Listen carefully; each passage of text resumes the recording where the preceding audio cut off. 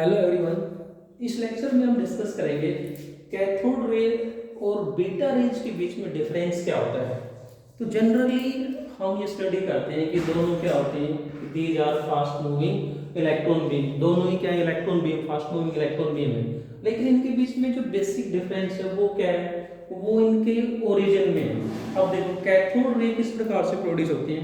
Cathode ray का जो origin है वो क्या है, हम कैथोड रे को प्रोड्यूस कैसे करते हैं। किसी वैक्यूम ट्यूब के जो दो इलेक्ट्रोड्स होते हैं, कैथोड और एनोड, इन दोनों इलेक्ट्रोड्स के बीच में काफी हाई पोटेंशियल डिफरेंस अप्लाई करते हैं। तो उस दौरान क्या होता है, इस कैथोड में से इलेक्ट्रॉन निकल के और एनोड की तरफ मूव करते हैं।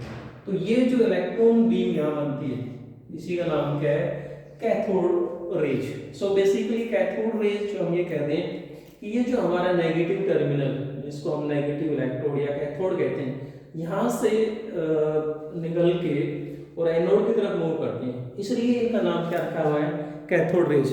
कि these are emitted from the cathode terminal, so these are called cathode rays. तो ये तो हो गया ओरिजिन ऑफ कैथोड रेज। इसी प्रकार से यदि हम बीटा रेज की बात करते हैं, तो बीटा रेज प्रोड्यूस कब होते हैं, तो हम जानते हैं कि बीटा रेज का जो ओरिजिन है वो क्या है, रेडियो एक्टिव डिसइंटीग्रेशन और रेडियो एक्टिविटी। तो जो किसी न्यूक्लियस का ये कहते हैं कि रेडियो एक्टिव डिसइंटीग्रेशन होता है, तो न्यूक्लियस में से जब बीटा रेडिएशंस निकल के आते हैं, तो यहाँ पर दो प्रकार के रेडिएशन होते हैं, जिसको हम बोलते हैं पॉजिटिव बीटा रेडिएशन, एंड दूसरा कौन सा होता है, नेगेटिव बीटा रेडिएशंस।